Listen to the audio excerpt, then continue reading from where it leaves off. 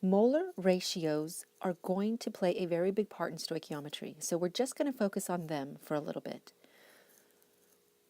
The definition for a mole ratio, it's the ratio of moles of one substance to the moles of another substance in a balanced equation. So we're taking a balanced equation and we're just comparing the relationship of different substances to each other. We're going to look at this worksheet that we got from this website. That's just a source for what we're using. It's a pretty good worksheet, so we're going to go ahead and go through this. First one says balance the equation and give the mole ratios for the compounds in question. All right, so balancing. I'm going to walk through just a couple of these with you. This is our review on balancing. So what I'm going to do is I'm going to draw a line down the middle so I can separate my reactants from my products. And I'm going to start off with barium, since that's the first element that I see there. I see one barium here. I see on this side one barium.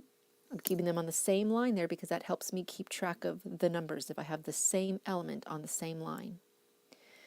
Next thing I see is chlorine, and I see that there are two of them. Over here I see chlorine and I see only one. All right, so now I know what some of you have done. At this point you're seeing chlorine here and then you're seeing that there's chlorine here. But I want you to treat polyatomic ions like they're one thing, because they really are. So I have chlorate here, and I also have chlorate here. Since it didn't break down, it's still just chlorate, I'm going to leave it as one thing. That way I don't have to mess with the chlorine here and the chlorine here. I can just treat them like they're different things. So I'm going to keep them separate. I'm going to go back to my atoms. The next thing I see is potassium. I see one potassium here. I see one potassium here. Let's account for the chlorate, which I see one chlorate on this side. And over here, I see two chlorates. That subscript tells me that there are two of everything in the parentheses. So one chlorate here, two chlorate here. And that is a polyatomic ion, so we need to make sure that we've got an ionic charge there. Okay, so let's fix stuff. What needs to be fixed? Anything that has oxygen in it, I'm just going to wait till the end for that one. I'm just going to keep oxygen to the end, and a lot of times it fixes itself. So that's just a hint. Let's go ahead and do what else is different then. Chlorine. I have two chlorine here. So how do I change that? Well, I can only add to this, and I can only do that in multiples of whole numbers. So I'm going to multiply that by 2, and that'll give me 2. The way that I show in the equation that I need twice as much is I put a coefficient of 2 in front of the compound. Remember that you cannot put subscripts because that changes the chemical formula. That changes what it is, if it's something that even exists at all. So we can never do that. We can only balance by coefficients. So that fixes that. Only, now that I have that in front of the potassium as well, it also gives me 2 potassium, which is something else I now need to go back and fix. So let's look at that. Let's go back over here. I know I needed to have 2 of the chlorate. And to do that, I will put a 2 in front of the compound that it is paired in. That also, by the way, changes potassium because that 2 goes for the entire compound. And that actually balances. If I check 2 potassium, oh, I need to write down that that was 2 chlorate on this side now and 2 chlorate on this side. That is your balanced equation. Even though we don't see a number in front of these two compounds, the barium compounds, we know that it's understood that coefficient is going to be 1, because if there was 0 of it, then we wouldn't see it at all. It would be gone. So there's got to be a 1 there. So when I write my relationship to show what is reacting and what is being produced, for moles of barium chloride, I use the coefficient. It will be 1 mole of barium chloride for every 2 moles of potassium chloride. And that's it. That's the ratio. See if you can guess the next one. Pause the video. So your answer for this one should be 2 moles of potassium chlorate for every 2 moles of potassium chloride. Now, yes, you can absolutely reduce that to a 1-to-1 ratio. I always just keep the numbers that are there so that when the problems do get a little bit more complicated, I don't accidentally reduce somewhere that I shouldn't have, or if I reduce incorrectly because there's just so many numbers going on, I usually just keep the ratio exactly as it appears in the equation. You can reduce it if you want to. You just do it at your own risk. Just be sure that you reduce correctly. Okay. I'm going to leave number 2 for you to do. I'm going to do number 3 with you just because of those polyatomic ions. And I want to just practice with you on that a little bit more. So let's balance. First thing I see is the ammonium ion. So I'm going to write that ion down. Ammonium. And how many are there? There's 2 of them. There's 2 of this ammonium polyatomic ion. So 2. How many ammonium are over here? 1. There's only 1 there. How many, let's see what's next. Carbonate. How many carbonates do we have? Well, I don't see parentheses and another number, so that's just going to be 1. How many carbonate over here? Just 1. Looking at the copper, I have 1 copper and I have 2 chloride here, so let's write that down. 1 copper, 2 chloride.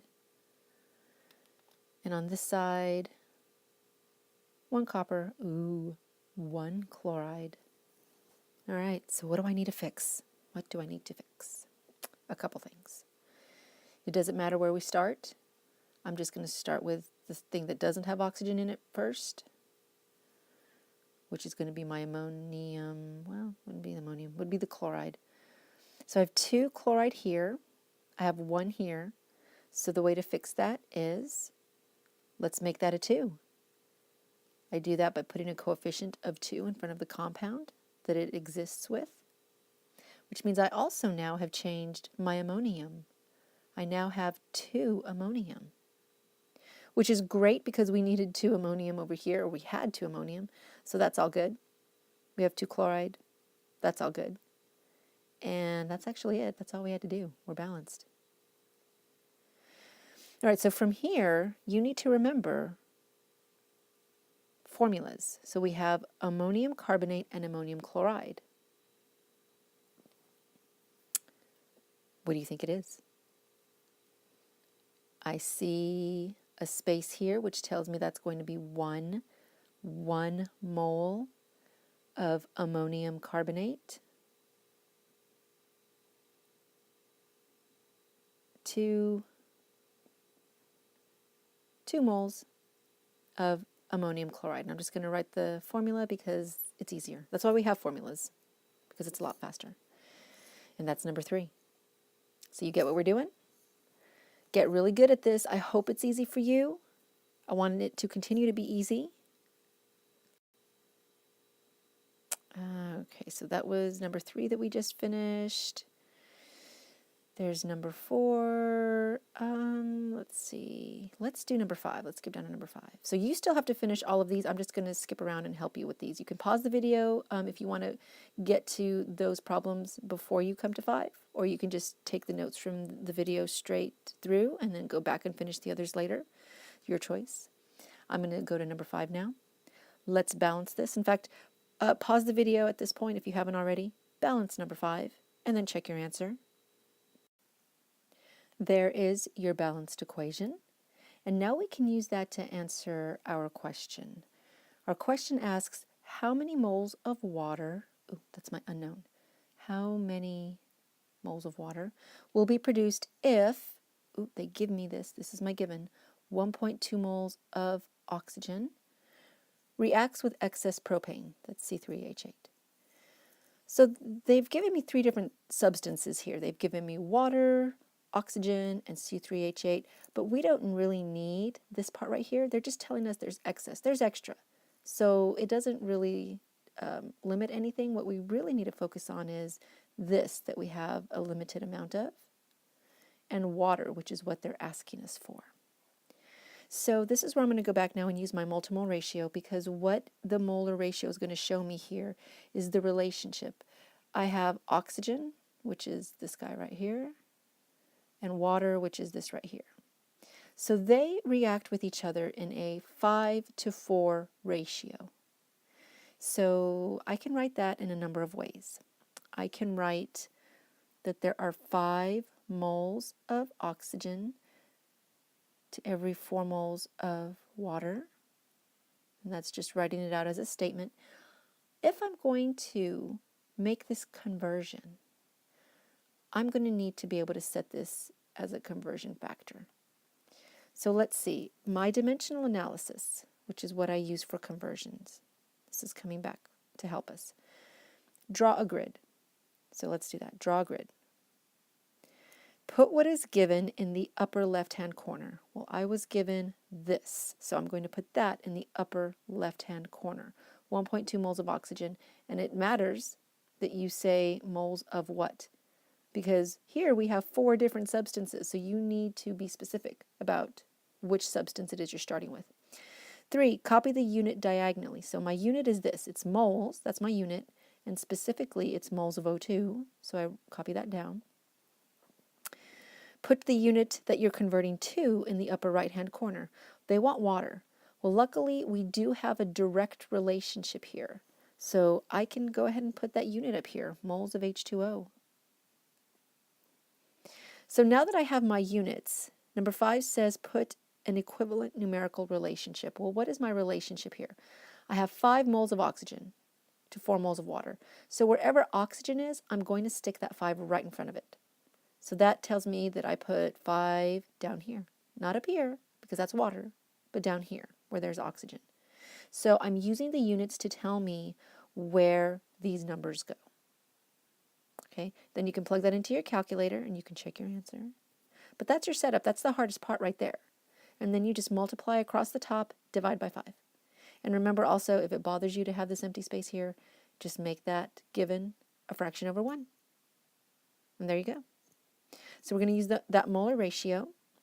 Let's see what else we can do here. Let's do number 7, just because there's a couple of, looks like typos, and I want to make sure that we have the correct formulas. So we have N2, it's supposed to be a subscript, and you have HF subscript 3, N subscript 4. All right, so go ahead and balance the equation. Pause the video, balance the equation, and then come back and check. So this is your balanced equation, and let's look at the question. How many moles of hafnium nitride, that's my unknown, are produced when 2 moles of nitrogen, I see an amount, that is my given, so I'm going to use that, reacts with excess hafnium, so they're just telling me there's extra of that. Well, let's follow my dimensional analysis steps. Draw a grid. All right, done. Number 2 says, put what is given in the upper left-hand corner. Well, that's what's given, so let's do it. 2.00, 3 significant figures there. Nitrogen, remember, is diatomic. Step 3, copy the unit diagonally, mole of N2. Next one, put the label of what you're converting to. They want to know moles of hafnium. Then I write an equivalent relationship here. So the relationship is from the balanced equation. It is, oh, not hafnium, nitrogen. It is 2 nitrogen, so I put a 2 there. This is understood to be a 1, and that's it. When you do the math here, make sure that you cancel out your units, and you should get your answer.